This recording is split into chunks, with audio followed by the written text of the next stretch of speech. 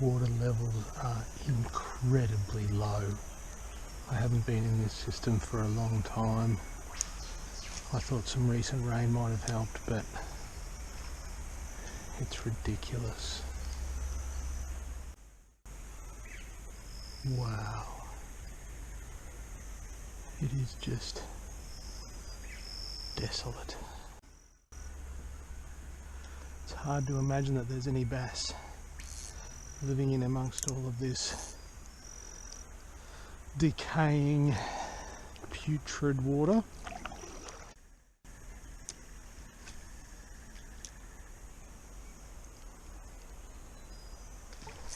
Yep, they're here.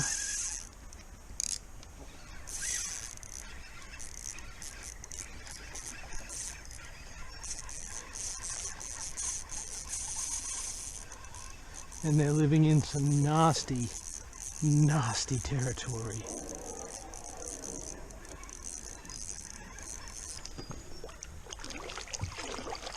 Oh, in stinky, stinky water, deep in the snags.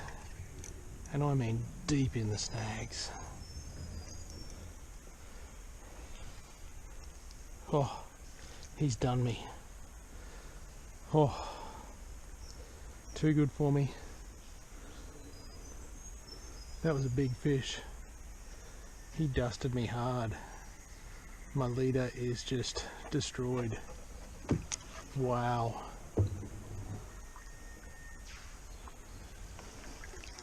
Well, I guess that answers my question. The fish are in there. They're hungry. And they're mean and nasty and angry. Wow. I couldn't have put much more hurt on him in that sort of territory.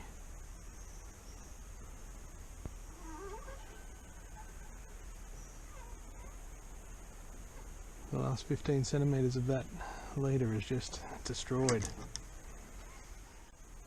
Good hit. Good fish. It deserved to get away.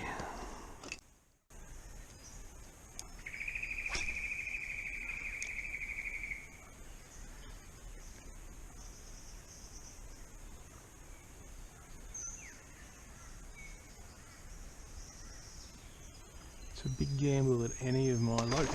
Oh.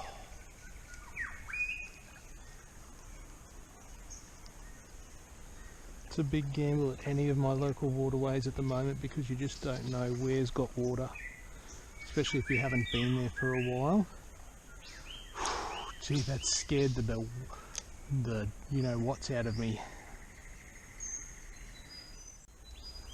The Finesse FrogZ is really helpful in a situation like this because we've got such a lot of leaf litter and miscellaneous items on the surface.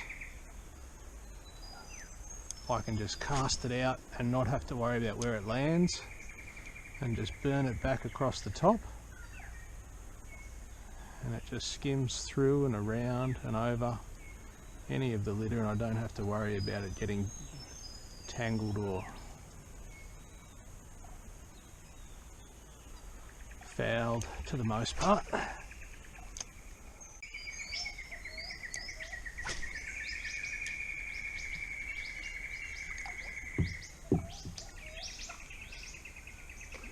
Oh, that was a very subtle little hit.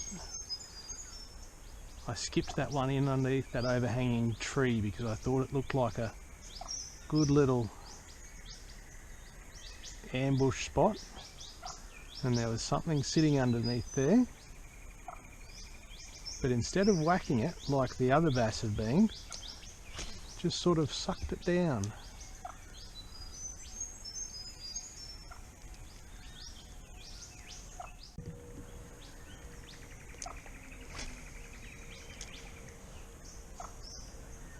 Oh, there's a bit of interest.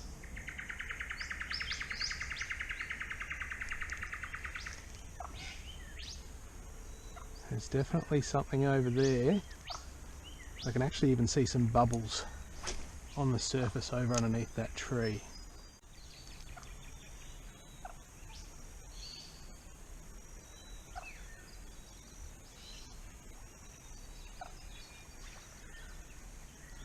Let's try casting it out to the front of the snag.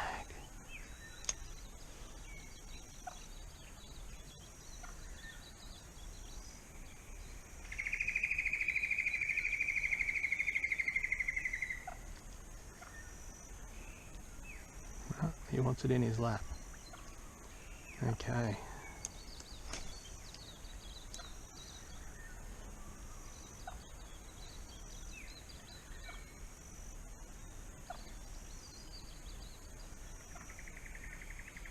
Don't tell me you've shied away now, after being so fired up.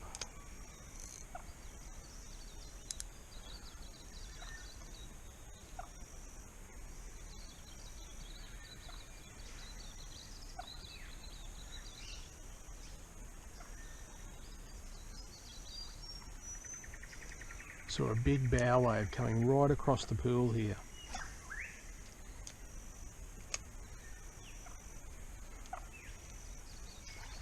That's what it is. Oh, I think he had it down too. I saw him coming right across the pool. Let's put it out in front of him and see if he comes back again.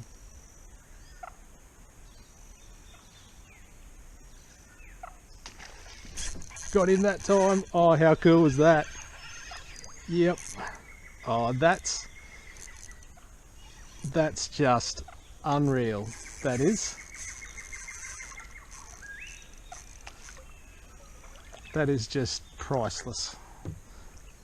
That is worth getting out of bed for, that is.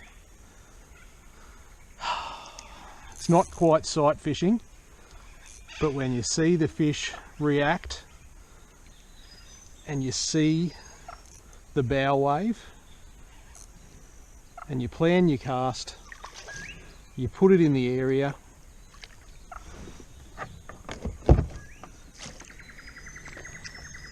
oh, and it is a good fish. It is a really good fish.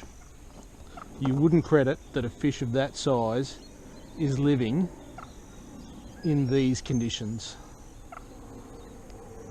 Let's get him out, have a quick look at, take a good care of it and get it back in.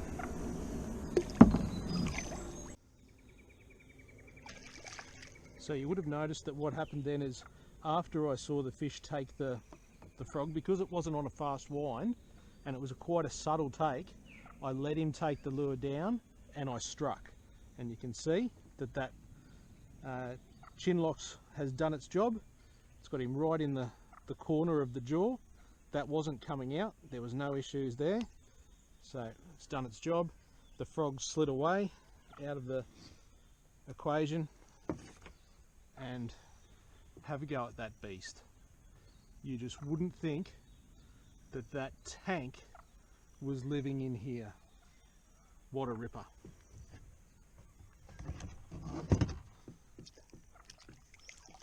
Let's put him on the measure.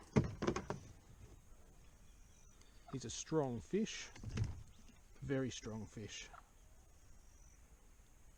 So he is 40 to the fork, 43 to the tip, 42 and a half, 43.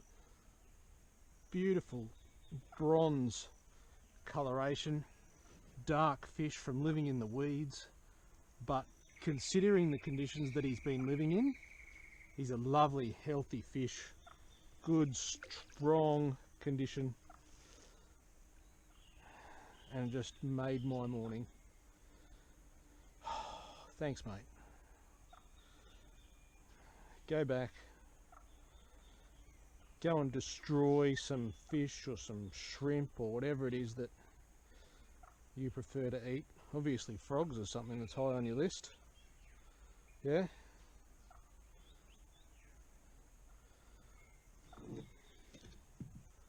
See you, mate. Nice meeting you. How cool is that?